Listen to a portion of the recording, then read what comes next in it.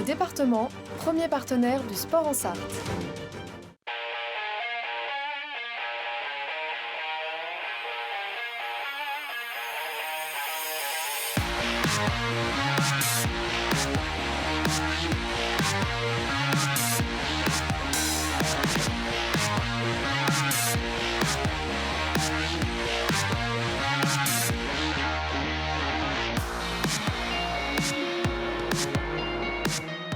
Bonsoir à toutes et à tous, bienvenue dans 72 Sports pour une heure de sport, une heure d'actualité sportive locale, sartoise. Vous allez tout savoir dans un instant. Regardez le programme de ce 72 Sports. On commence comme chaque semaine, comme chaque lundi soir avec les 7 infos. On parlera de basket, de football, de handball féminin, de hockey sur glace et enfin de sport automobile dans la deuxième partie de 72 Sports. On parlera cyclisme avec nos deux invités, Serge Bénard, président de l'UC Mamers Neuchâtel, ainsi que Mathis Rondel, jeune coureur cycliste au sein de l'UC Montgénoise et qui passera en Espoir 1 dans un club de haut niveau amateur en France. La suite, ça sera toujours avec nos deux invités.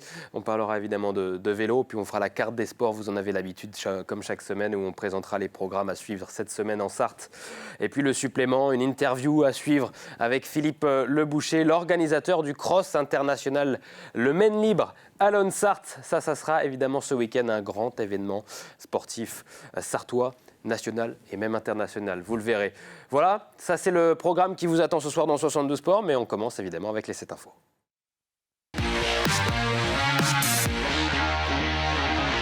Et on commence les 7 infos avec notre invité, Mamadi Sangaré, bonsoir. Rédacteur en chef sur le site vitav.fr, Mamadi Sangaré pour parler basketball avec la victoire, Mamadi, du MSB samedi soir. On va voir justement les images de cette belle victoire, superbe victoire même, face à Strasbourg. Un gros morceau de ce championnat. Et Mamadi, cette victoire est en partie due à un très bon début de match des Tangos.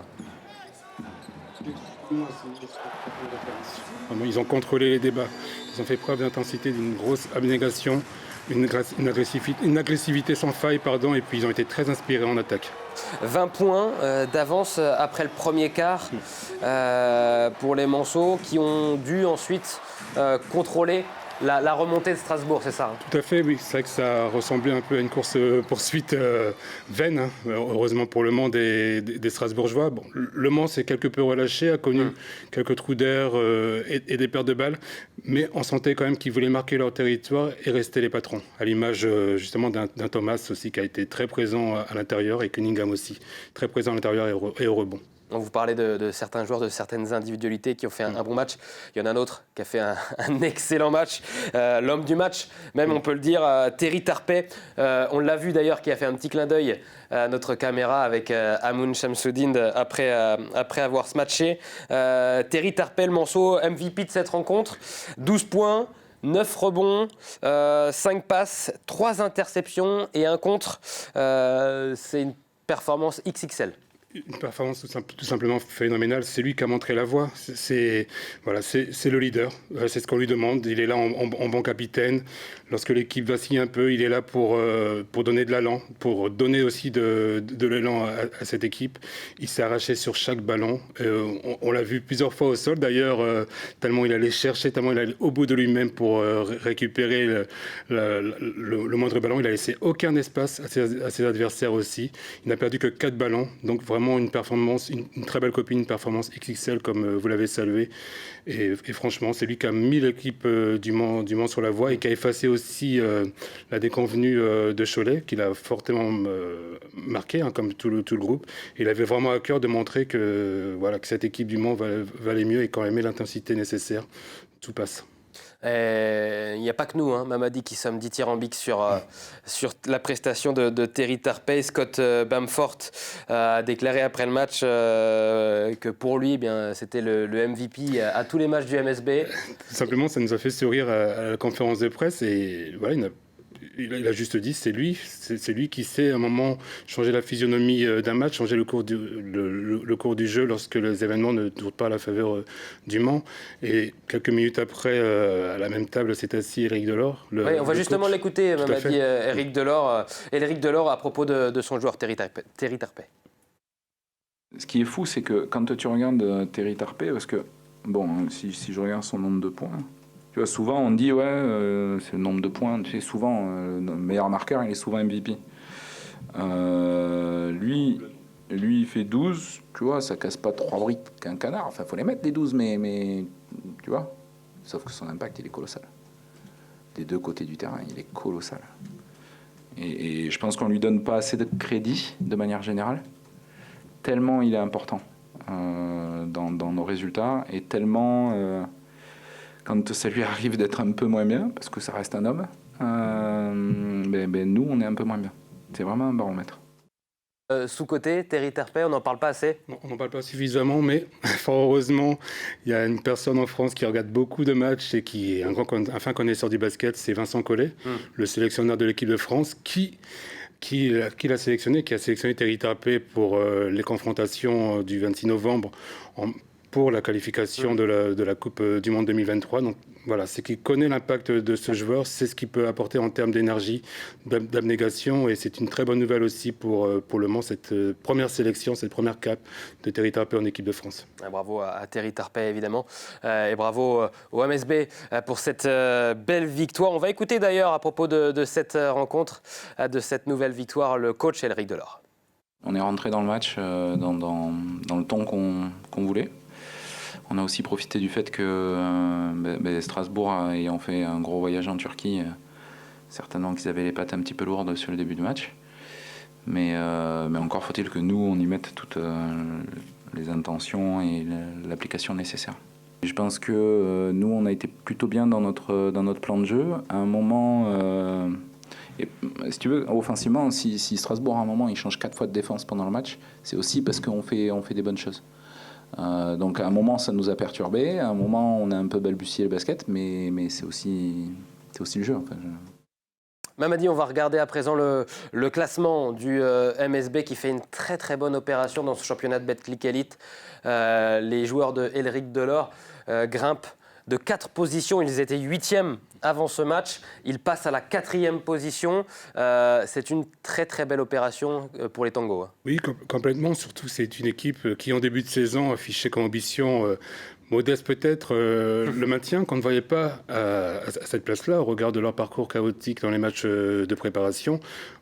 Par rapport aux matchs qu'ils ont réalisés, aux performances qu'ils ont réalisées depuis le début de saison, l'équipe du Mans est à sa place, malgré le faux pas à Cholet. Et elle peut légitimement viser un top 6 dans cette saison si elle continue dans cet élan, dans cette dynamique. Et puis que les autres joueurs aussi se mettent au niveau de Tarpey, Bamforth, Naras et consorts.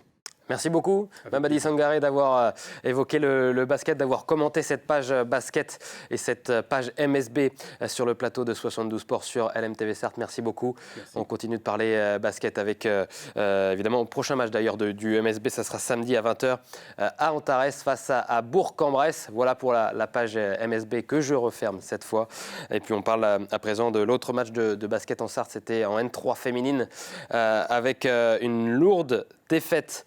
Hélas pour les joueuses de Ruaudin qui n'ont rien pu faire face à la supériorité de la Glacière. Nouvelle défaite hélas pour les joueurs de Oriane Schroeder, la nouvelle entraîneur justement du JS Ruaudin qu'on va écouter.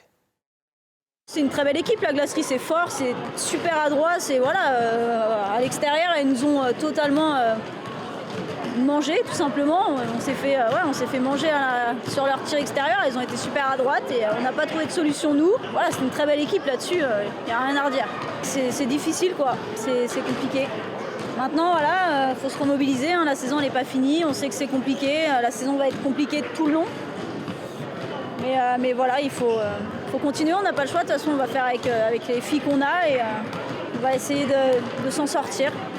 Peut-être le plus dur d'essayer justement de faire garder le moral aux filles parce que c'est toujours compliqué.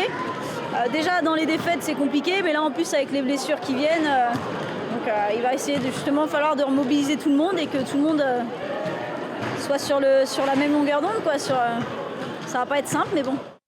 Voilà pour les propos de Oriane Schroeder qui s'est incliné, donc qui se sont inclinés face à la glacerie et non la glacière, comme j'ai pu le dire juste avant l'interview d'Oriane Schroeder. On passe au football, messieurs, dames, à présent, avec la Coupe de France et un beau résultat pour les joueurs du Mans FC sur le 7e tour. Le Mans FC qui se qualifie sans problème à La Roche-sur-Yon, club de Régional 1, 4-1. Les Manceaux ont profité de la forme olympique de leur attaquant Issouf Makalou, auteur d'un quadruplé. Il a tout simplement marqué tous les buts. L'attaquant ivoirien prêté par Valenciennes, 30e, 45e, 53e, 63e. Le premier quadruplé de sa carrière. La Roche-sur-Yon qui a sauvé l'honneur à la 88e minute de jeu par son avant-centre Christopher Nsinghi. Le Mans va passer au 8e tour et retrouvera son rival, le Stade Lavallois, pour tenter de se qualifier pour les 32e de finale de la Coupe de France. Ça sera un derby, donc Laval-Le Mans dans 2 semaines. Mais avant cela, vendredi, il y a évidemment le match de championnat national face à Avranches. On regarde à présent les autres résultats en football de ce week-end. Il n'y avait pas que la Coupe de France avec la qualification du Mans FC. Il y avait également les U19 nationaux.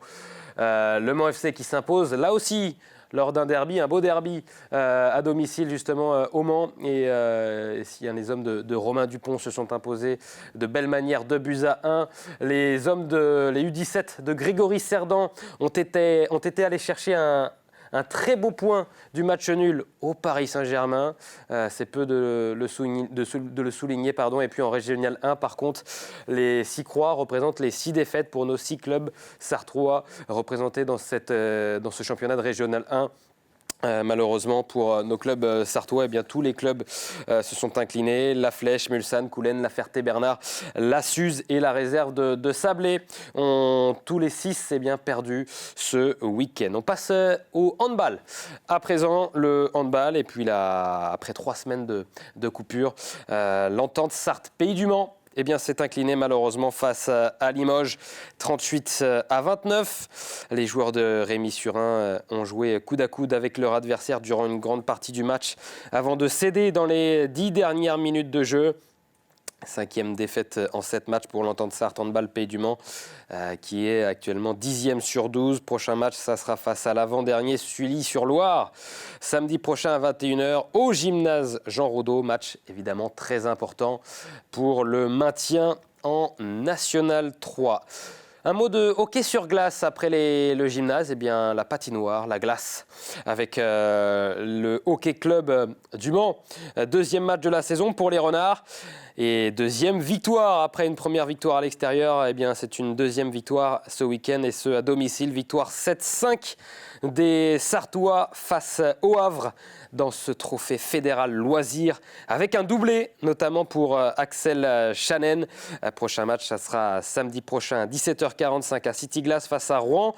L'adversaire numéro 1, le rival historique des Manceaux dans ce championnat. On écoute l'entraîneur du Hockey Club du Mans, Mathieu Chetin.